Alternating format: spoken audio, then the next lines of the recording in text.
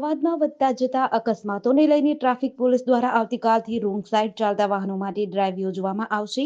આવતીકાલથી 10 દિવસ સુધી ડ્રાઈવ યોજાશે, જેમાં રોંગ સાઈડ વાહન ચલાવતા વાહન ચાલકોને દંડ લેવામાં નહીં આવે, પરંતુ વાહન ચાલક સામે પોલીસ કેસ કરવામાં આવશે.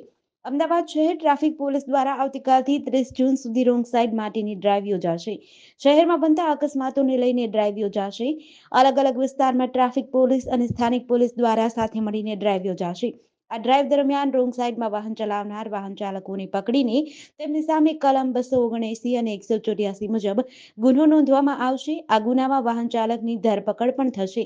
ટ્રાફિક જેસીપી એન ચૌધરીએ જણાવ્યું હતું કે શહેરમાં અકસ્માતોના બનાવ ઘટાડવા માટે આ ડ્રાઈવ યોજવામાં આવશે. આ ડ્રાઈવ શહેરના એસટી હાઈવે સહિતના મોટા રસ્તાઓથી શરૂ થશે. ત્યારબાદ અંદરના રસ્તાઓ પર પણ આ ડ્રાઈવ યોજાશે.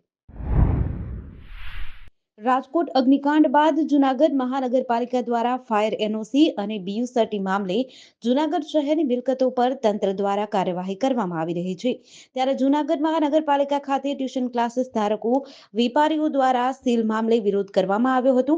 ક્લાસીસ ધારકો દ્વારા નોંધાવતા કહ્યું હતું કે અમારા ક્લાસીસને વહેલી તકે ખોલવામાં આવે, નહીં તો મહાનગરપાલિકા દ્વારા આઉટસોર્સિંગ પર નોકરી આપવામાં આવે. બીજી તરફ ક્લાસીસ ધારક દ્વારા એવા પણ આક્ષેપો થયા હતા કે જૂનાગઢની 99% બિલ્ડિંગ પાસે બીયુ સર્ટિફિકેટ નથી, પરંતુ મહાનગરપાલિકાના તંત્ર દ્વારા માત્ર નાના વેપારીઓને હેરાન કરવામાં આવે છે. જૂનાગઢના ટ્યુશન ક્લાસીસ ચલાવતા જગદીશભાઈએ જણાવ્યું હતું કે અમે ટ્યુશન એસોસિએશન વેપારીઓ અને નાના ધંધાર્થીઓને મનપા તંત્ર દ્વારા તેમના રોજગાર ધંધા સીલ કરવામાં આવ્યા છે.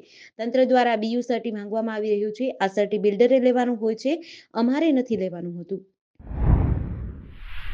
સુરતના લિંબાયત ઝોન વિસ્તારમાં આવેલા લક્ષ્મી પાર્ક રો હાઉસ સોસાયટીના એક મકાનમાં ચાર્જિંગમાં રહેલું ઈ બાઇક બ્લાસ્ટ થતા ગેસ સિલિન્ડર ફાટ્યો હતો, જેનાથી વિકરાળ આગ લાગી હતી.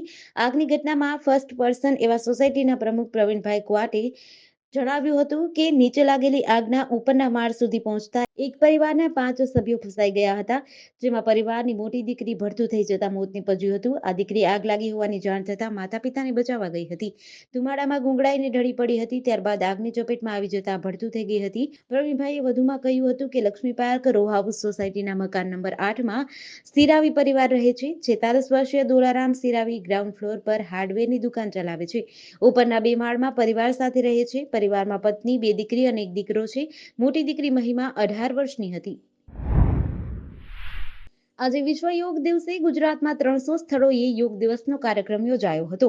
જેના ભાગરૂપે રાજકોટ મહાનગરપાલિકા દ્વારા 5 સ્થળોએ તો રાજકોટ જિલ્લા વહીવટી તંત્ર દ્વારા ઉપલેટા ખાતે યોગ દિવસનું આયોજન કરાયું હતું. રાજ્યસભાના સાંસદ રામ મોકરિયાની અધ્યક્ષતામાં માધવરાવ સિંધિયા ક્રિકેટ મેદાન ખાતે યોગ દિવસનો કાર્યક્રમ યોજાયો હતો.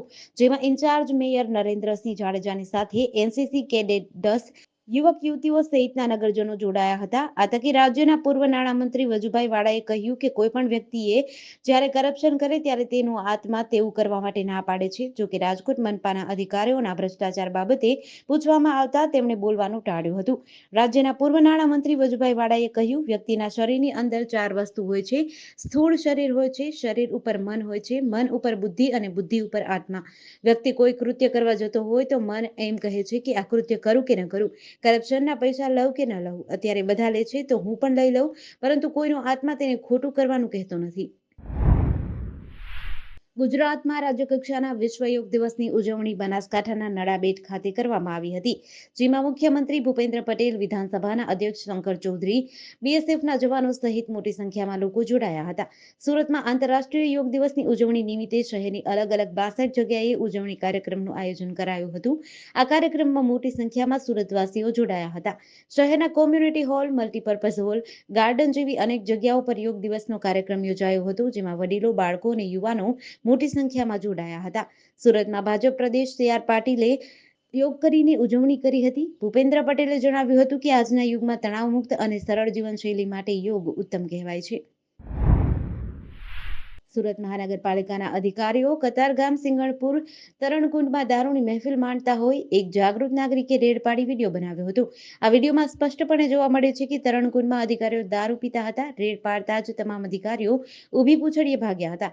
આ અંગે સ્થાનિક કોર્પોરેટરને જાણ કરાતા કોર્પોરેટર નરેન્દ્ર પાંડવે આ સમગ્ર મામલે પોલીસને જાણ કરી છે અને તપાસ આરંભી દેવામાં આવી છે.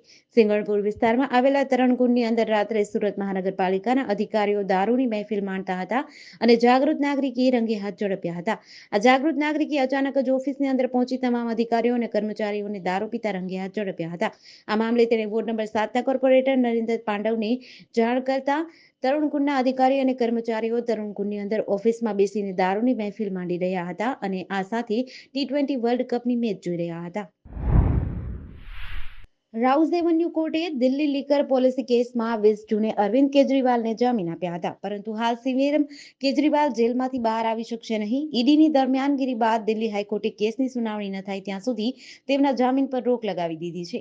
જસ્ટિસ સુધીર કુમાર જૈનની વેકેશન બેન્ચે આ કેસની સુનાવણી કરતા કહ્યું, જ્યાં સુધી જામીનને પડકારતી ઈડીની અરજી પર સુનાવણી ન થાય ત્યાં સુધી ટ્રાયલ કોર્ટના આદેશને અસરકારક ગણવામાં નહીં આવે. અગાઉ ઈડીએ ટ્રાયલ કોર્ટ પાસે જામીન પર 48 કલાકનો સ્ટે લગાવવાની માંગ કરી હતી, પરંતુ કોર્ટે ઇનકાર કરી દીધો હતો. કોર્ટે કહ્યું હતું કે આવતીકાલે ડ્યુટી જજ સમક્ષ આ દલીલો થઈ શકે છે.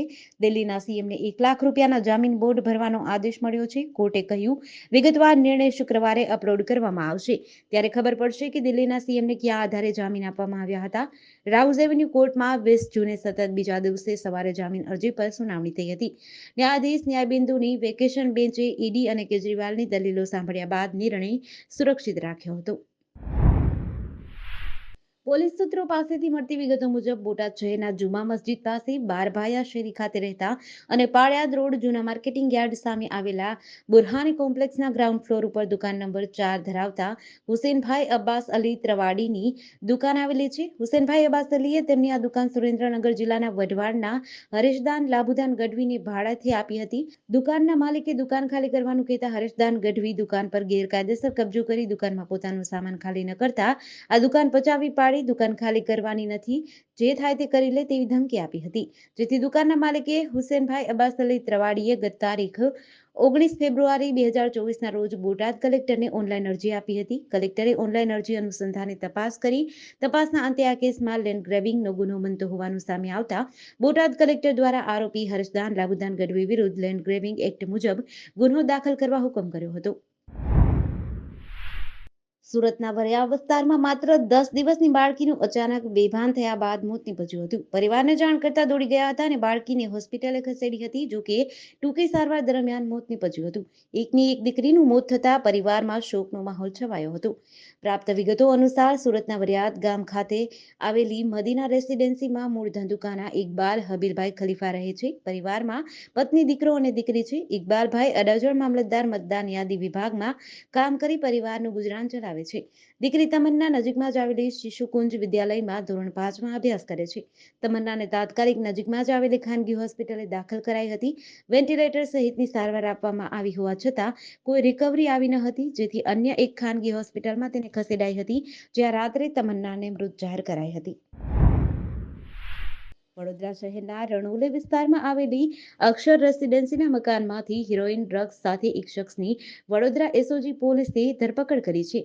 આરોપીની સઘન પૂછપરછ કરીને આ મામલે વધુ તપાસ શરૂ કરી છે. વડોદરા એસઓજીની ટીમને બાતમી મળી હતી કે શહેરના રણોલે વિસ્તારમાં આવેલી અક્ષર રેસિડેન્સીના મકાન નંબર C510માં રહેતો બજસિંગ સરદાર હેરોઇન ડ્રગ્સની હેરાફેરી કરે છે, જેના આધારે એસઓજી પોલીસે વોચ ગોઠવી હતી અને બાજસિંગ સરદાર ઘરે આવતા જ અક્ષર રેસિડેન્સી સ્થિત તેના મકાનમાં રેડ કરી હતી. પોલીસે તેના ઘરમાં ચેકિંગ કર્યું. આ દરમિયાન આરોપી પાસેથી 40 ગ્રામ હેરોઇન ડ્રગ્સ મળ્યું હતું. વડોદરા એસઓજી પોલીસે આરોપી બાજસિંગ સરદારની ધરપકડ કરી અને આરોપી હેરોઇનનો જથ્થો ક્યાંથી લાવ્યો અને કોને આપવાનો હતો તે દિશામાં તપાસ શરૂ કરી છે. આરોપી બાજસિંગનો ગુનાહિત ઇતિહાસ છે કે કેમ તે દિશામાં પણ પોલીસે તપાસ શરૂ કરી છે.